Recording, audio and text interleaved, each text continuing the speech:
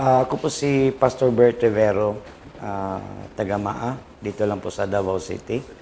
Ako po'y connected sa isang sending mission agency at palagi po ako nag-travel, whole Mindanao. Kadalasan po ako po'y gumagamit lang po ng aking motorsiklo para mapuntahan ko yung lahat ng lugar na gusto kong mapuntahan, madaanan ko yung lahat ng gusto kong daanan. Ano pong klase yung motorcycle niyo? Meron po akong yung Wave 110, Wave Honda. So yun po laging ginagamit ko. So nung hindi pa ako nakagamit ng GTO, ang madalas kong problema lalo na pag dito lang ako sa city, yung 100 pesos na gasolina ko, 3 araw lang yan. Kasi alam naman natin na pakamahal ang gasolina. Tapos hindi yan aabot ng 2 litro.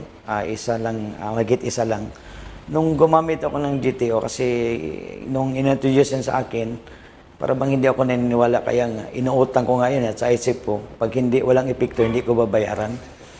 Pero nung nagamit ko yan, tapos yung 100 pesos ko, umabot na po ng 1 linggo, 7 days. At ngayong bago, napansin ko na parang lumampas pa ata ng 7 days.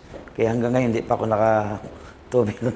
Ang makina ng motor, hindi siya masyadong mainit, tapos malakas ang hataw niya. Kasi kaunti lang pihit mo ng accelerator. Talagang kahit na-experience doon sa mga medyo mataas na lugar, minsan naka-tersera lang ako, tersera, kwarta, aakyat na siya. So Malakas siya o malakas siya. Ako po noon, pag product ng pinag-usapan, minsan nahiya po akong mag-recommend dahil minsan shot, minsan hindi.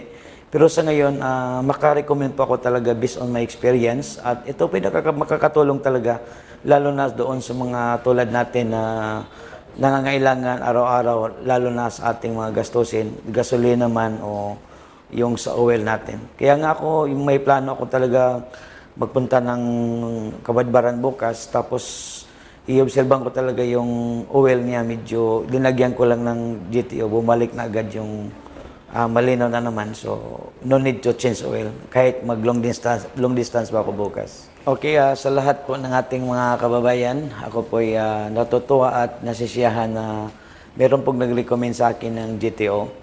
Ito po'y nakakatulong. So, ito po'y aking encouragement sa bawat isa sa atin na gagamitin natin ang sariling product natin.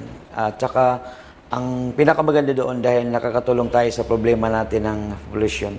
So, lahat ng nakarinig o nakakita ng testimony na to, nag-encourage po ko sa inyo, gamitin natin ang sariling atin. At ito po ay talagang proven para sa akin.